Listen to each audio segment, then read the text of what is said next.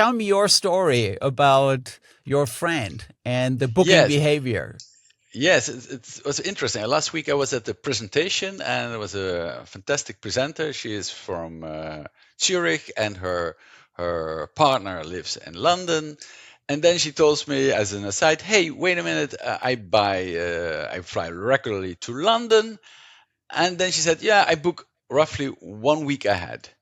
And that maybe may come as a surprise to most listeners because, yeah, why would you book 1 week ahead? You know, regularly it's very expensive if you only book 1 week ahead. And then the answer is that was exactly related to the study I've been doing with Achim and a co with you with co-authors, is that we show Hanxiang that and also Hans Martin. yeah, Hanxiang and Hans Martin. Yes, exactly. Thank you for emphasizing that because Hanxiang did very good work on this. And he is actually, he started now a position at PolyU, or he will be starting a Yes, position at yes, PolyU. yes. That's Very very interesting. He's wonderful. now It's wonderful as a becoming my teacher now. colleague. Yes. He was Yeah, at that's Cathay very great. before, and now at the end Yeah. of this year, he will be a lecturer at PolyU. Yeah, I was very pleased to hear. So he was so enthusiastic about this paper. So when we realize when we're doing this paper is that, you know, in this very thick market, there's a lot of competition. There are low cost carriers that essentially, if you buy your ticket just before you fly, you know, you don't pay as much as if you buy the same ticket on a thin market. So if you go to a market where maybe there's only a monopolist, then you will see if you buy 1 month before or even a week before, you will really pay higher prices. And I thought it was so nice that somebody tells a story about her personal life, her behavior, and that is complete. Her behavior is really backed up by, I would say, sound science. Well, this is because we found actually in the study that late bookers are really the ones that benefit the most from competition, airline Indeed, competition. indeed, indeed. And So, this is so that actually is also something that other studies before have already indicated. So this was not necessarily the main contribution of the paper. no, but I think the main thing is that if you buy early a ticket, then of course we know you get a price advantage. But I think in the literature, if I'm not mistaken, was not so clear that this strongly interacts with the number of suppliers. And that's right. No, that is our Well, main contribution. I think there were a couple of things that we made a little different. I think one of the important differences is that we also looked at low-cost carriers, and we made the distinction between full service and low-cost carriers, and that is something that really made a difference. Yes, that made a big difference, and I think also identification was more convincing. Yes, that's absolutely So true. But I think the let's ideas I were the, the idea were there were the ideas that this might play a role. That was not our idea. That these ideas were already there. Absolutely. Right. And but you mentioned identification. I think this is something really interesting because we are both economists, right? So this is Yeah. something that we are really, trying to understand. So what do we mean with identification? If I just looked up in the abstract and there was the term causal effect mentioned. So what's the point with identification here? What is the identification strategy, and why do we care? Yes, I think many people in the social sciences know, even if maybe even before they go to university, that people say correlation is not causation. I think people understand that. But then the question is, how do you get as close as possible that you can interpret correlation as causation? And I think that nowadays, at least in economics, since the 90s, what we try to do, we try to think in terms of experiments and think about a physical experiment where you do A and then you check later and then you get close to B. Now that is very, very difficult to get. So what then people mainly do, for example, in medicine, they do random control trials. Yeah? So what do? They take a sample of people who are treated, who maybe get a pill, and some other people who don't get the pill, and then you come back later on, and then you discover that people with the pill maybe are healthier. That is an ideal setup. But in the social sciences, and especially with research on airlines, you cannot randomly add or subtract a carrier. You have to deal with real life data. So how can you then go, if you don't have this experiment, this ideal experiment where you can do in a controlled experiment, how can you interpret correlation as causation? Now, there are many ways to do that, and over the years these techniques have developed. So we're better able to do that than in the 90s, because people thought what was causal in the 90s. Now people realize it was maybe more correlation. Yeah, and probably in 20 years' time, also people look back at our studies and may say, "Oh, some of them were Not really at our causal, study.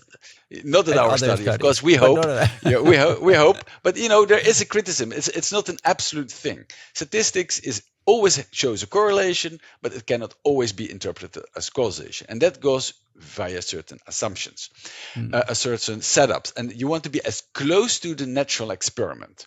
So what is the natural experiment, and what do I mean with natural experiment? A real experiment is that you, as a researcher, really does an experiment. You go in the field and you ask people, a random sample, to take a pill, and another sample you don't take a pill. But a natural experiment is that you come as close as possible to the situation that people randomly get this pill or not. Now, in case of airlines, you might think that airlines probably enter a market with a certain purpose. For example, they see that demand is high, they will enter it. But is it airlines don't have perfect control probably over, or maybe they have perfect control. Airlines will enter a certain market in a certain months of the year. For example, in March 2019, they will enter the market.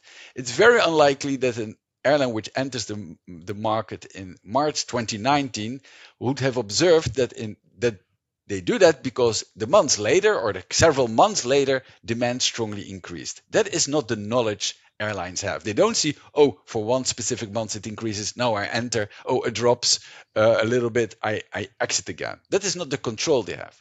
So it is almost like a perfect experiment to say, if I look at the change in prices or other behavior just before and after this entering of this airline, and I compare this in the change small over time window. This is what you mean, in right? a small time window, a little bit before, yeah, a little bit after. It could be 1 after, month before and 1 month after, right? For after, instance. yeah, something like that.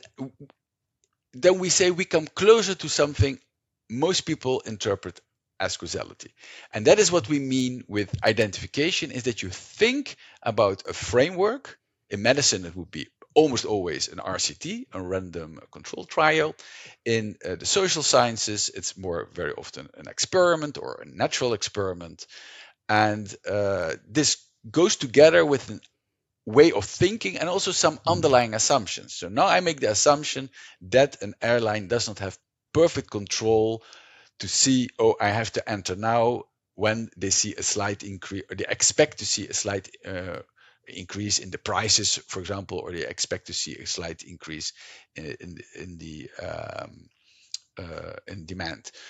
This is still an assumption, and maybe it turns out that in 20 years' time, someone shows that this assumption is wrong. But for now, we believe it's a very reasonable assumption, and therefore we interpret now the correlations we see as causal effects. Can I just add something here? I think it's important perhaps for the viewers, is what you just described is, oh, demand is high, so you may be entering, and then you may, even though you have market entry, the prices may still be high, even though there is more competition, just because the demand is so high, right? And if that happened, there would actually be a positive correlation between market entry and prices, because, as an airline, you like to go to markets where you can earn a lot. And you anticipate, of course, that there's competition. And even despite the competition, you may still be able to charge higher prices. That may have to do with lots of things like capacity and so on and so forth. So, but in our case, we do not look at price levels. I think this is what you just said. I think is a very, of course, it's great. I learned a lot from you. But I think there is another layer of safety, in a sense, in order to protect us from the problem of identifying correlation as mixing up correlation and causality. And this is because we are not interested in price levels, but in price differences, correct?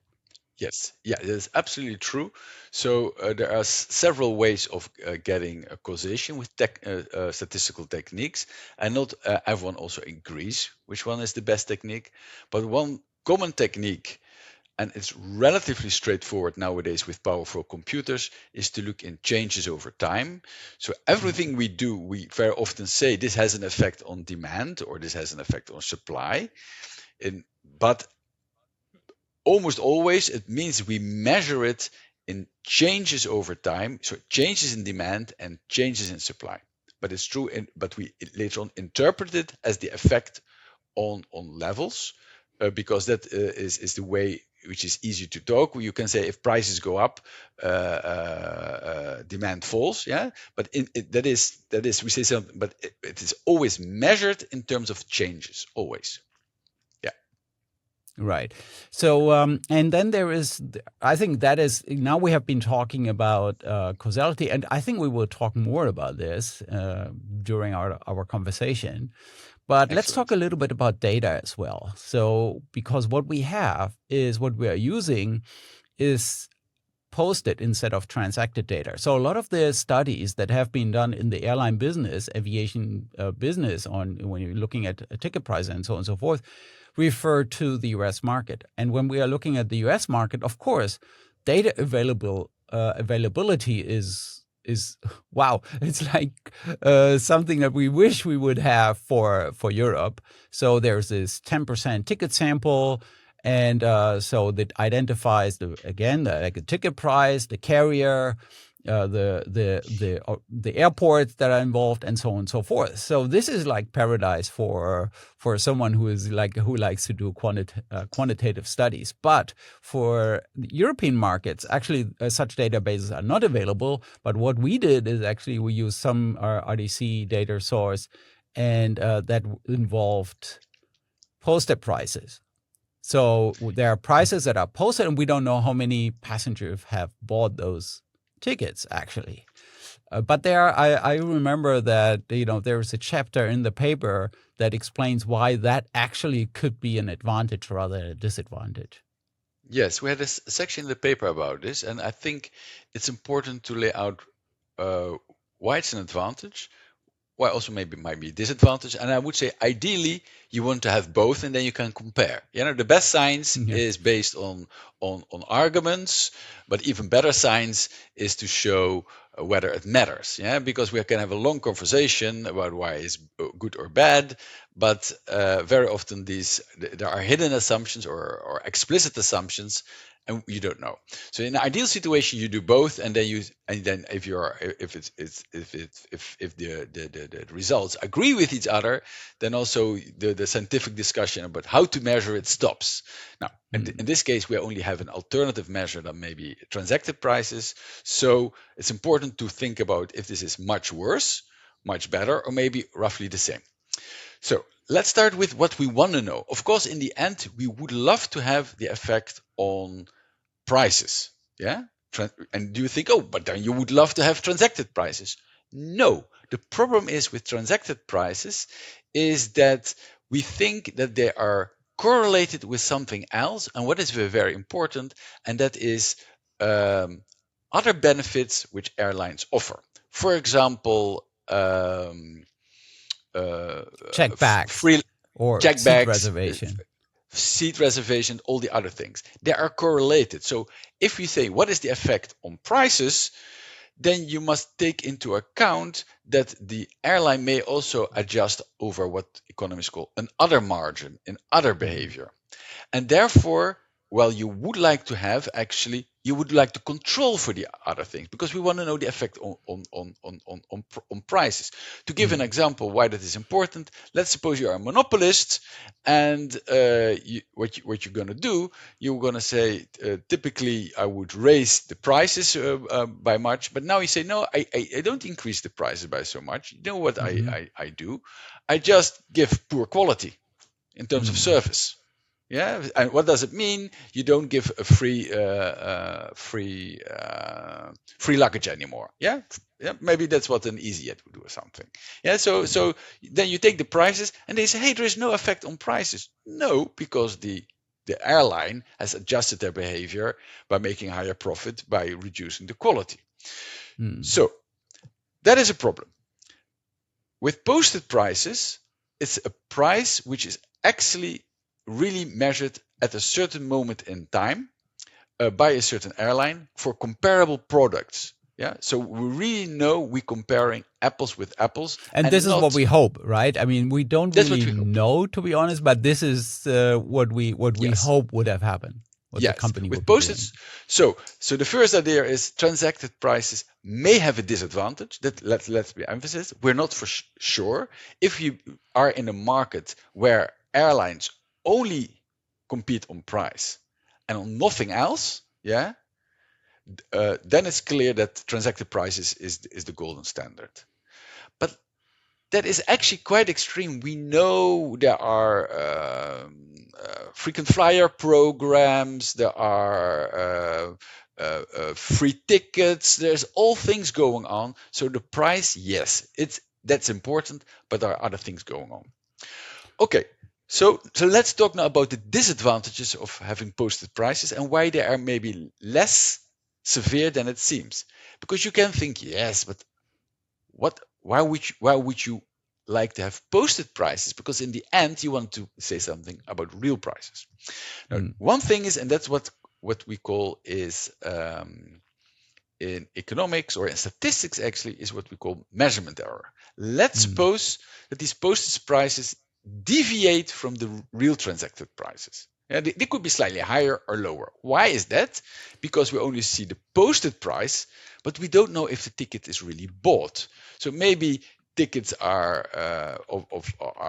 in a certain week are bought less. So we think, hey, that is a transacted price, but maybe relatively few people bought it. So we measure it with measurement error. Measurement error is very important for statisticians and also for economists who do research. But there is one very, very important result, and that is not a non-trivial result, it's a very important result, that if you have measurement error on the variable you want to examine, in this case, these are prices, then you can typically ignore this measurement error. When I say typically, I'm not saying always. I'm saying under certain circumstances, but typically this applies if you have large data sets, which we have, and then you can say actually to get the effects what you want to know, you can have measurement error. So in other words, if I give you what is the price for a ticket, it's maybe 200 euro, and someone tells me is randomly higher or lower. So sometimes it's in my data set is recorded as 220, way higher, or 180. If you then look at the average effect of the in the analysis, you will find exactly the same coefficient. That is very, very surprising, I think, for non-statisticians, but also a very, very powerful statistical result. So what we're saying, okay, we have posted prices, all kind of advantages, because it's not correlated. We know we compare apples with apples, but the problem maybe they may be systematically higher or lower than the transacted prices. That is a worry, but we don't believe that this is more or less random error. It's not related to the behavior of the airlines, so we're pretty sure that given the assumptions we make, that posted prices may be as good as, maybe even better than transacted prices. Having said that, the real test is to have both, and then you don't know if the results are different, which one you prefer, which one is the truth, because in the end we want to know the truth. But my gut feeling tells me that the results will be almost identical. I don't think it. I think the argument by the people who say you need to have transacted prices, posted prices are wrong. I think they do not understand that measurement error is not an issue. And I think also our argument, which says, hey, there might be other things go on than only prices, is also a valid argument. And there are, and I think it's also present, but I don't think that effect is so strong it will dominate it. And what do I mean with dominate? That if you find, the effect is minus 5% for example, on something that you do the analysis again with the other type of data, and then you find suddenly minus 30% or zero. No, probably with one data set you find minus 5%, and the other you find minus 6% or maybe minus 4%. What I see, they're not identical. That's unlikely, but that to give the same conclusion, I'm pretty convinced. But maybe someone will tell me wrong. Yeah. Well, we will talk more about measurement error when it comes to the sensitivity analysis. But let me add, because now we talked about prices, which are, of course, very important because the study is about intertemporal price distribution. A short clarifying note. In the video, I talk a lot about price distribution. You can tell that I struggle finding the right terms, which are price dispersion. Please be aware that whenever I mention price distribution, what I mean is price dispersion. Their planes are half full, they may be responding more aggressively compared to a situation where they have 100% load factor, and now someone else's enters, they still have 100% load factor, and maybe then the responses will be pretty limited. But we don't have load factors, for instance, or other variables. I mean, despite, of course, a bunch of fixed effects. But, basically what we are concentrating on is entry-exit, distinguish between full-service carriers, low-cost carriers, and the effect on the price differences, not price levels, but price differences. So why would you say, okay, no problem? Okay, let me explain two things. First is, very often we are interested in the effect of A on B. And this effect, although it's very often not emphasized, is what I would say is the average effect. What do you mean with the average effect? I'm not saying that if after we have done our study and we find, for example, minus 4%, that in every market on every route, the answer is minus 4%, for example, of an increase of a carrier on the change in prices over time. That is a misinterpretation of our study, and actually is also a misinterpretation of econometrics and statistics in general. This is how it was taught when I was younger. This coefficient you measure is really the effect for all markets. Since the 90s, we realized that is not how it works. What we measure the average effect. So it could be that in some markets the effect is 0 and the other one is minus 8%. It could even be that we're wrong, and some markets it's even positive, which is not makes sense according to economic theory, but who knows. We would like just to emphasize, first, we estimate an average effect. That is very, very important to keep in mind. We don't make any predictions, or we don't say anything about a specific route. Okay. The second comment is, why don't we take into account the mechanism through which actually prices drop? Because you can imagine that if you are a carrier which has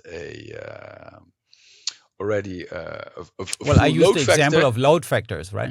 Yeah, load factors. They with an airline with a high load factor will react differently than if they would have a low load factor. Completely, that is absolutely right. But we don't want to, in technical terms, take the load factor into account of the airline. We just want to know the effect of when another airline enters, whether or not the airlines drop their prices, and then in average. In average, yes, and of course some airlines may actually may adjust also their load factor, but that is not something you want to control for. We just want to know the effect, how airlines adjust their prices. Well, you called it actually in our conversations a bad control, according to, I think, what was it, the book Angrist and Pischke, I think. Yes.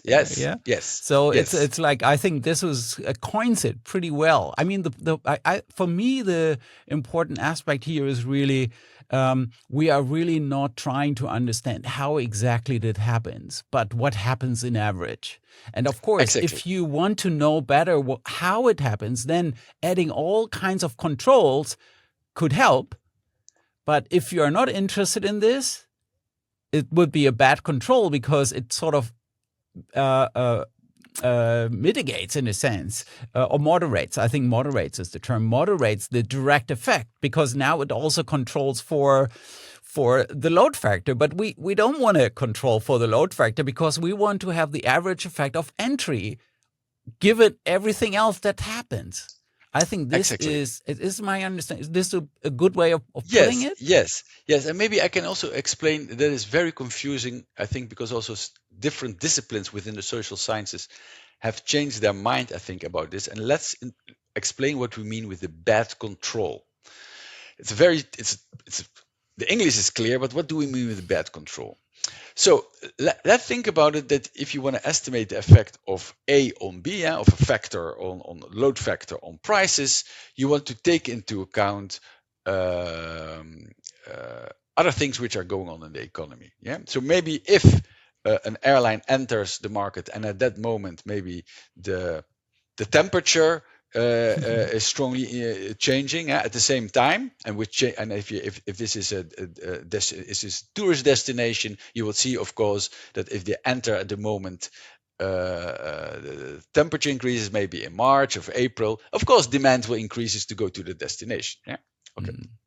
So sometimes you want to control for factors which are correlated to the entry. So let's suppose that all airlines enter in March. Of course they don't. Then you want to control for that there is something in March. If then the temperature would increase in March, then you have a problem because all the airlines enter in March, and you don't know, is this because the temperature is increasing or because the effect of the entry on prices is really in this case direct effect. Yeah. But of course, in practice, airlines enter and exit not only in March, so this is not a big problem. But to make you want to very often control for things. Okay, but then the question is, how has statistical science, economics, also other social sciences thought about controls over the years? I think that it's fair to say that economists start to push much more to control for things than other social sciences in the 90s. Why was that? Maybe in the 90s you had a data set of a few hundred observations. So then controlling for hundreds of things is a bit strange. You have 200 observations, you control for 100 things. So there is not much more to explain. Yeah, you have lots of controls. But nowadays we work with data sets of millions of observations. When our data set was relatively small, I don't recall how big it was. Maybe I can look it up. Maybe we had a relatively small data set. Let me check it now up how big it is. We had only 150,000 observations. That is for current science a relatively small data set, 150,000. Right. But it means also if you have 150,000 observations to include 10,000 controls, it's not so much. Why not? 150,000 minus 10,000. It is as if you still have 140,000 observations. So adding lots of controls, technically we can do it. Computers are powerful. So why don't we control as much as possible? Now, that is nice to do. And what you also see, particularly with master students and PhD students, they throw in as many controls as possible without thinking. There's one difficulty with that, and that is the concept of what we call a bad control. Let's suppose you want to have, like we do, we want to know the effect of entry on prices. Yeah, that's what we're interested in, or exit on prices. But let's suppose the entry of an airline has a negative effect on the load factor of another airline. Yeah, that is not very unreasonable. So let's suppose you control for the load factor. Yeah. So it means that you say, oh, the mechanism of the entry of the airline on prices, yeah, by controlling for the load factor, you exactly control for the effect why the airline would adjust their prices, because their load factor is reduced. So a bad control is. But the load factor is reduced because of the entry. So it basically it all goes back to the sort of entry, right? Yeah. So you're not allowed, I would say, or maybe formulate it differently. the bed control is a variable which exactly measures the thing you want to measure, yeah, and therefore typically you find a zero effect or a reduced effect. So in our case, if we would have load factors, we would not have controlled for the load factors. We would not have done that. That would have been, let's say, a major statistical mistake. That's something maybe you shouldn't do. What we would have done then with the data, we would have checked indeed that if there is entry by competitors, that you would have noticed that actually the load factors would have decreased, because that would explain our story why airlines reduce their prices. Yeah, it could have been that airlines don't reduce their prices and completely take the hit through a reduction in load factors. That is possible. Doesn't completely make sense for maximizing airline, but there are definitely circumstances that some airlines say, the load factor was 0.99, where we already had almost excess demand. We don't care if it goes to 95%. And we keep the prices high. That might be in some circumstances the reaction by the airline. But like I emphasized in the beginning, we're interested in the average effect, and on average, we're pretty sure that prices drop. I'm also less sure, but quite likely that also load factors will drop a bit. But how much? I don't know, because that's not what we had not the data to examine that. But we are not interested in this, right? Again, I mean, it's just, okay, how does the market entry or exit, right? That's something we're going to get to next, I think, because we did not only look at market entry, but also market exit, because market exit means that competition is reduced. And if there are only few competitors, then there can be few competitors for different reasons. One is that someone does not enter, or because someone exits. And this is sort of something that we're looking at. But the point is really, we are interested in understanding how competition affects the prices, but not really what are the mechanisms behind. And this is why this basically, I think, explains this. Yes, and maybe I can reformulate. We don't have the data to examine this. If we would have had the data, if we would have load factors or other, if we would have, for example, if they offer, I don't know, a frequent flyer program, if we would have had the data, we would have examined it. It's not that I don't think we are not interested in it. We are given the data we have, we cannot examine it. Right, but then the title would not be effect of competition on intertemporal price distribution, but it would be on intertemporal price distribution and load factor distribution or something like that. It's not a substitute. It's more like a complement. I think that's something that I feel would be an extension. Yes, but for example, I can imagine, let's suppose we have a very beautiful measure, which we don't have, of quality, and we think if an airline enters, then you have more competition, and even if you don't drop the prices, then you would maybe increase your quality, which is costly. So then I would think I would have loved to run a regression where the dependent variable is the variable of interest is quality, and to check whether monopolists and other airlines behave differently to over time in terms of offering quality would have made the difference, because we know from other markets that firms adjust quality. But in the airline market, maybe that is less extreme the case. I mean, you cannot reduce quality in terms of safety, for example. There are all kind of rules, so there are quite some boundaries on what you can, how you can reduce or improve the quality. But it's actually, of course not for those viewers who are interested in the quality of airline services, you may want to have a look at the conversation that I just had with Ricardo Flores Fiol, because we talked about frequency as a measure for the service quality of airlines, because it affects, if an airline offers higher frequency, then the it's more likely that you can fly at a time that is convenient for you, and that is an important quality factor when it comes to airline services. Yes. Let's talk about another, I feel, really interesting and important aspect, which is like something that I learned so much from you. This is like the staggered treatment. That's a big issue. So one of the issues is that, okay, first of all, we looked at entry and exit. And then also entry does not always appear in, I think we have quarterly data, right? In one quarter, or is it monthly? I'm not 100% sure.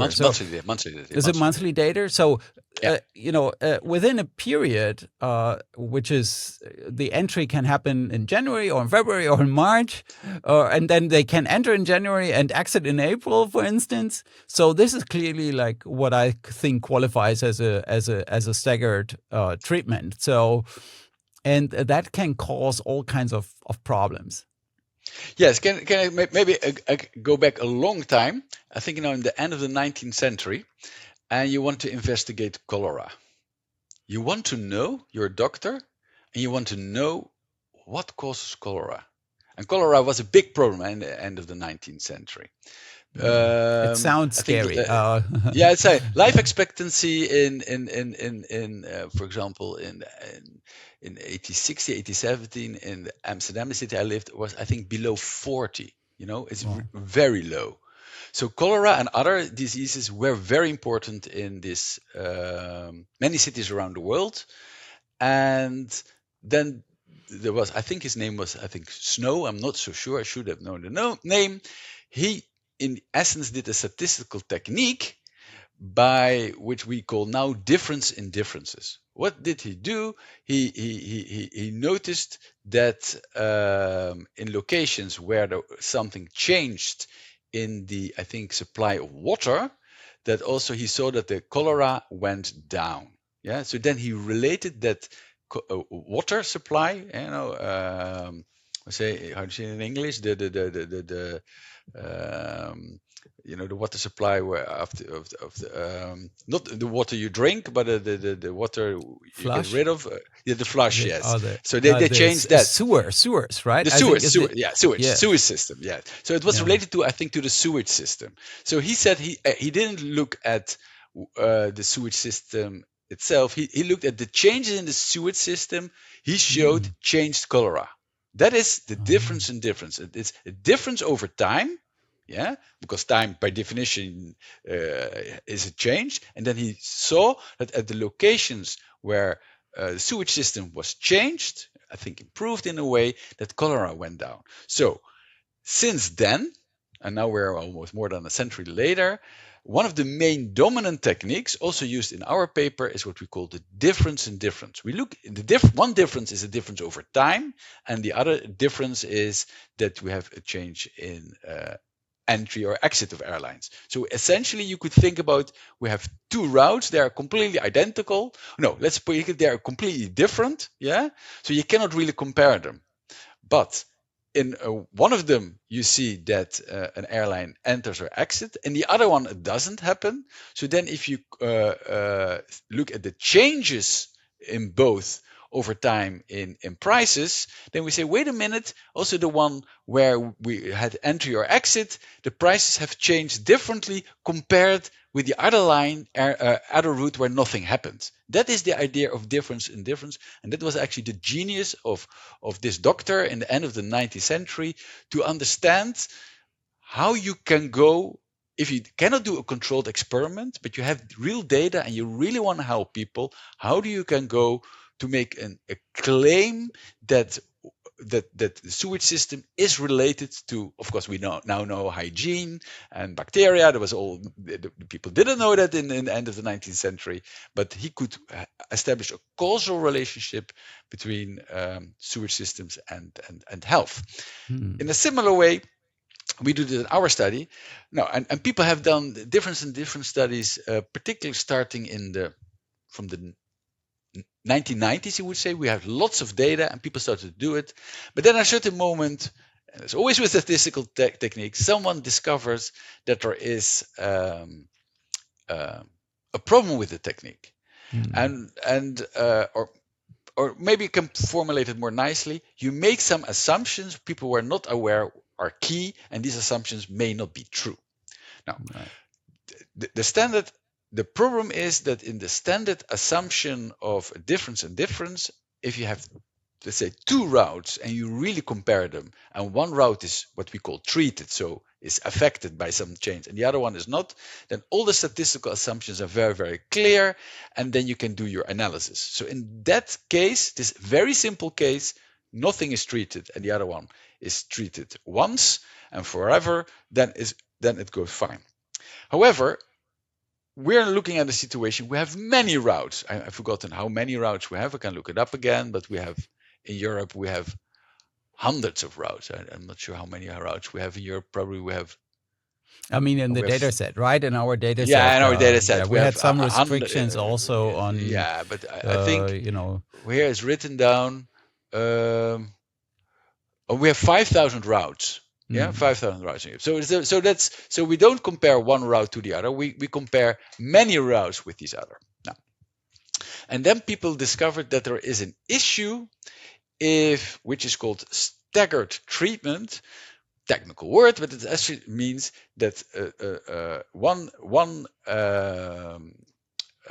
that it means staggered treatment, that essentially if all the routes have a change, for example, an increase in competition, and you compare them with each other, that you're going to compare apples and pears, which is bad, because you say, I want to compare an entry of an airline with another airline where there is no entry. But the other route, will be treated maybe later on. And then you can see that you get a problem with the statistical analysis. And this is called a staggered treatment problem. Unfortunately, for science, many technical issues, how to solve it, have not been solved. At least now, in 2025. What has been solved? It has been solved. The most easy case has been solved. And that is the case when you have a treatment and then which is once happens and forever, and then another route you don't have a treatment. So I give you an example. I do research also about improvements of housing and public housing in the Netherlands. So what happens? The government steps in and says these houses need to be isolated, and then I look at the health of people who look in those houses. Now, houses are very often improved, but it's never the case that the government says, wait a minute, take away the improvement. So we see that we have this very basic situation that some are treated, some are not treated, and then we can do the technical solution, which is too complex to explain here, and we can do as if we have a difference in difference, but then in a nice way, and we will not compare apples with pears. The problem is now, but it is really at the forefront of statistical research, that this has not been solved if you have partly a treatment, for example, an entry of an airline, but later on the airline exits again. So we have entries and exits. It has also not been properly solved if you have multiple treatment. What I mean with multiple treatment, first you have one airline, then you have two airlines, and then you have three airlines. That is, no.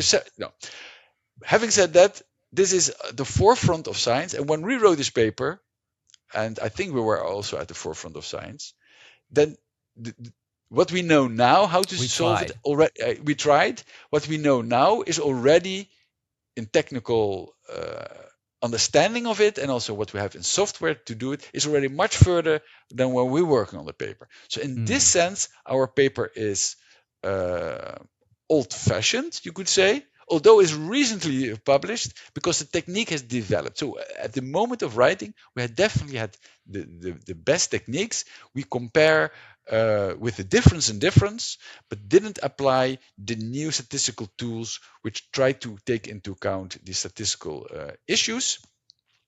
Is this a problem?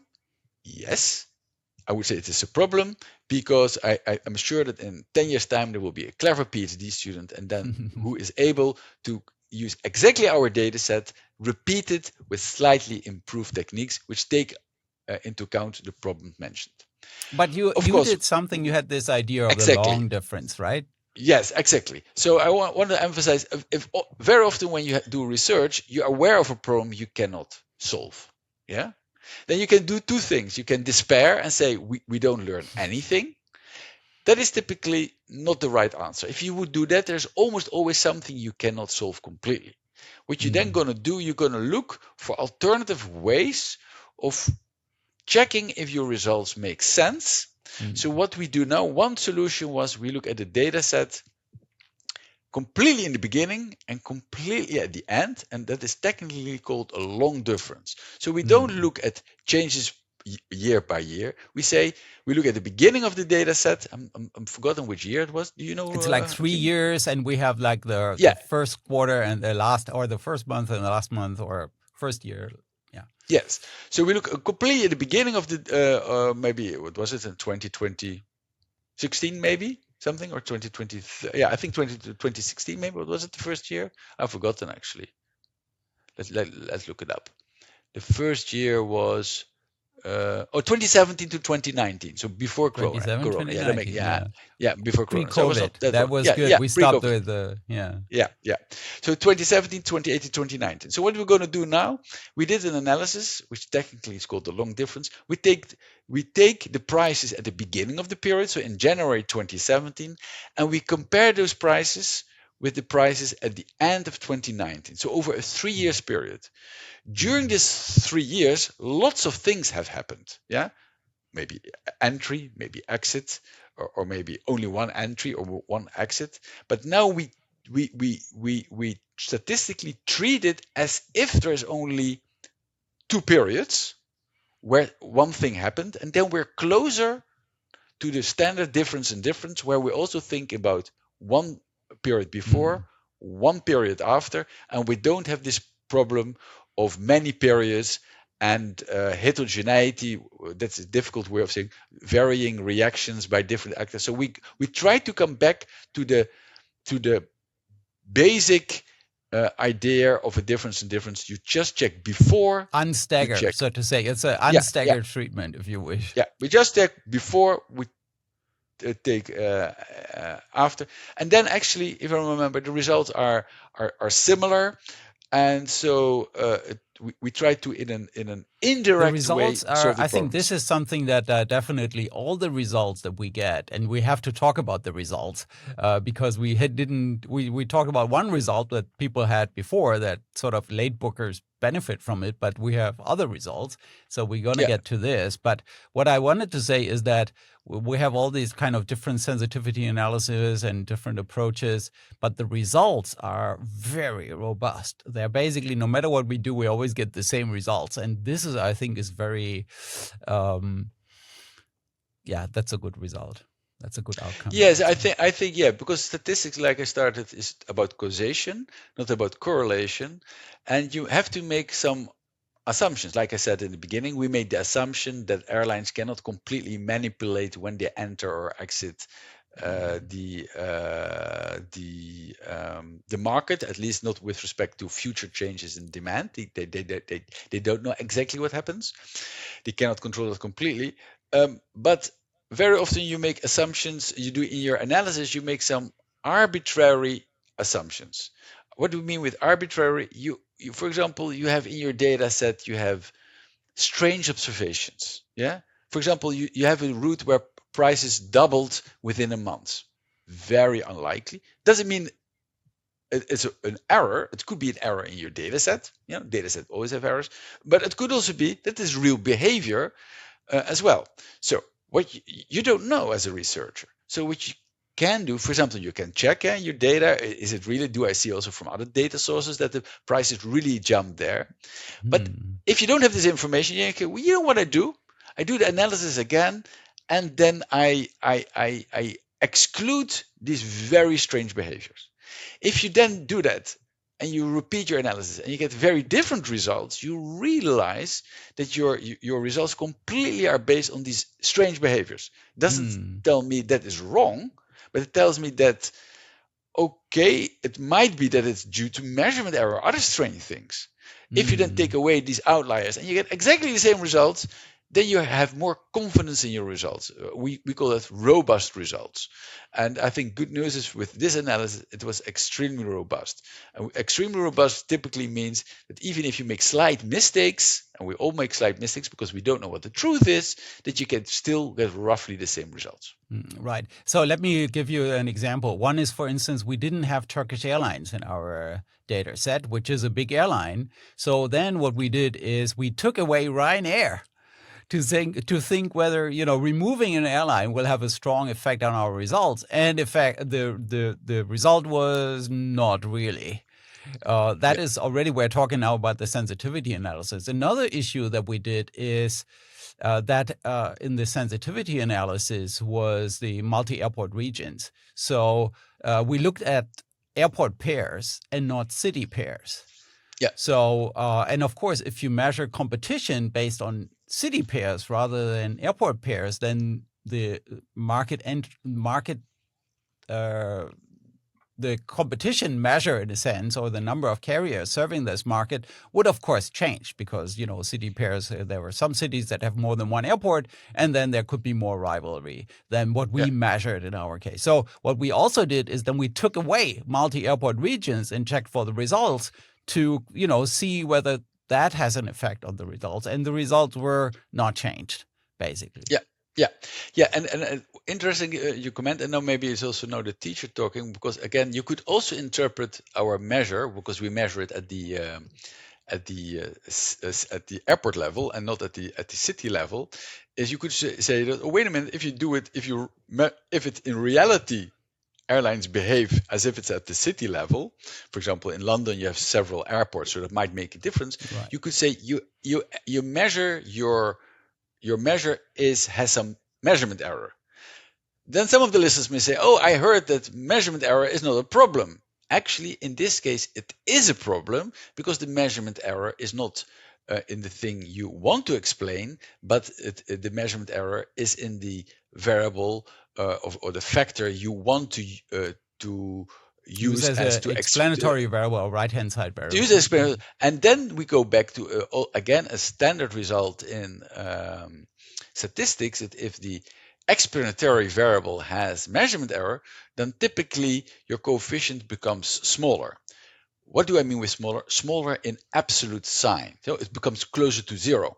And that is in a way annoying for researchers because very often we have measurement error, but also very good news for researchers because it means if the effect becomes smaller, it means that we also know we don't overestimate the effect. It's like a conservative assessment. It is a conservative assessment. So if I say the effect is -5% and I have extreme measurement error, it might not be -5%. In reality, it might be -8% or -10%. Right. Or +8 or 10. Yeah. But you cannot have that it switches sign. When we switch sign, that something which is positive becomes negative. No, it always becomes closer to zero. And that is also a very non-trivial but very important result. So that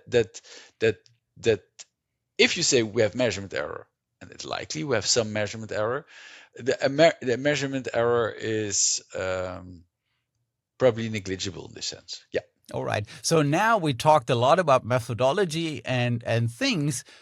I think it's about time. Maybe if we still have some viewers here, they should be rewarded by getting the real results. Sort of what have been the main results besides, the way we handled kind of like staggered treatments and measurement errors and price measurement. And so now, what has been the outcome? Let's go back to the anecdotal story I told at the beginning. There was this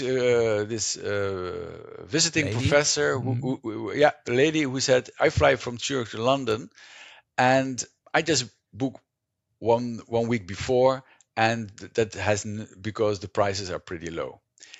If she would have said, I fly every week or every month, not to London, but I fly from Zurich, which is relatively big airport to a very tiny destination, let's suppose in Greece, probably she would have said, because of the markups by airlines, and there's only one airline who flies once a week. You know what I do? I have to book 6 months ahead, because if I book 1 week ahead, I really pay this premium. So our result shows that the premium you pay over by buying a ticket just before you leave is way higher when there is little competition. And I think if I can put it more in terms of size of the effect, then I think I look it up here. Where I look it up, I also would like to emphasize that the effect is particularly strong and long lasting when we focus on low cost carriers. For full service carriers, the effect was also strong, but we're not so sure if it's still present in the long term. So in the short term, which is definitely, I think, which we use as the first, is it 6 months or first year? But at a certain moment, we're not so sure that this phenomenon is also strong with Right. I think this is to me. I feel this is one of the most results that I feel are the most interesting one. Also, given what we already know from the previous literature, and this is that like the effect of low cost carriers on competition on this intertemporal price distribution is much stronger and in particular also long lasting, whereas those of full service carriers is sort of seems to be reduced, seems to be going away the further we are going into the future. And I thought that is really like indicating that whether we are looking at market entry exit at whether it's a full service carrier or low cost carriers, that it makes a big difference. Of course, that is something that we know from previous studies, but previous studies focused on the levels, and we looked at the price intertemporal price distribution, and that is, I think, that I felt was something new. Yes. For example, let's now talk about numbers. Numbers are difficult to interpret, so we will also therefore talk about changes in prices and not in absolute level. So to give an example, if you book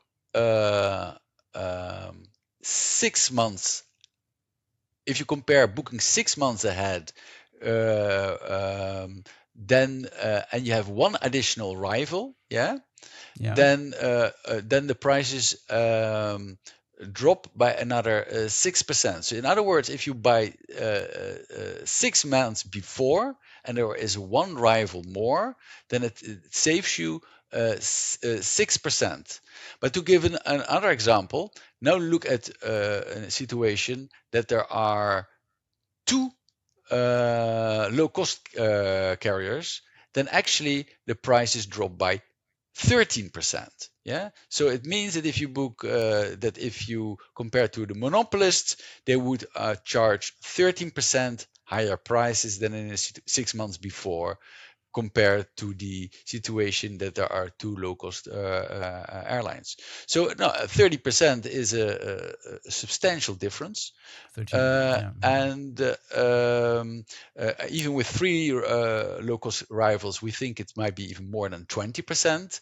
These are substantial amounts of money. While with a full-cost carrier, we think it might be up to 15%. So it's definitely not negligible, but it's definitely also a lower, and it is maybe less pronounced in the long run, while in the short run it's still substantial. So there definitely is a difference in the results for low-cost carriers and full-service carriers, and for low-cost carriers the results are stronger in a sense in the longer term. Yes, in the longer term. And to emphasize what we mean with the longer term, that is after 3 years. Yeah, so we say if we really look in the long run, it's 3 years, and we don't know for sure why. Yeah? That is also a Mm. disadvantage of statistical analysis of the type we do now. We say we find this, and then people say, why is this the case? And there may be many reasons why local carriers in the long run have stronger effects. Maybe full service carriers adjust their behavior in other ways. Maybe they do something with frequent flyer programs, but Right.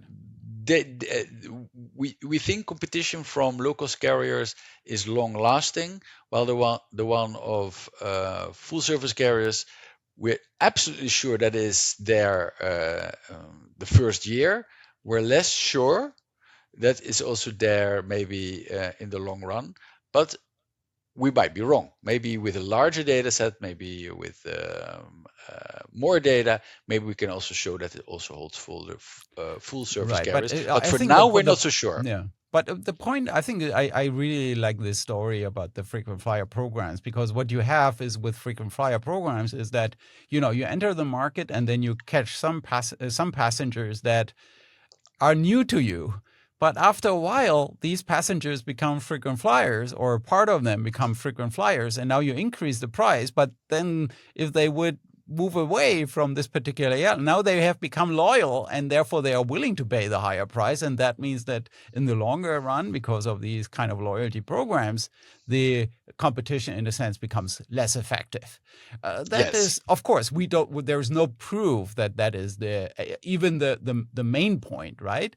But at least it's some explanation that sort of makes intuitive sense. Yes, but there are other studies. Is her name Maria Leerman? What is her name? Yes, she I think Lederman, she yeah. is. Yeah, I think there is evidence that these frequent flyer programs reduce competition and therefore increase prices. Of So it course, is yeah. in line. Yeah, so there is a line. We cannot say why, but there we have a strong hypothesis, or maybe supported by other studies, that these frequent flyer programs are bad for the market. And my personal view of this is that regulators should step in and try to to do something about this. But that is a completely different podcast. Right. But what you mean, what do I remember you had a study on frequent flyer programs basically indicating that they really change behavior. If you are reaching a certain threshold, you're close to if I remember correctly, if you are Yeah, close to a certain threshold, you really try to reach that level. You yeah, really try to change your traveling behavior in order to reach a certain threshold, sort of strategically.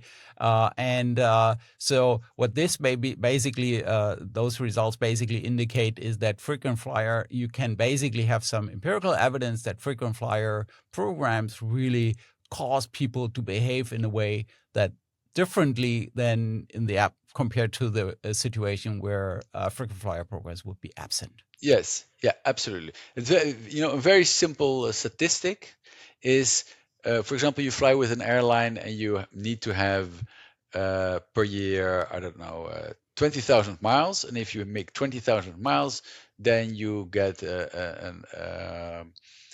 a higher status. Now, that's nice. For Right. example, you get then free luggage or free seating or It's whatever more nice. upgrades. It's nice. Everybody likes that.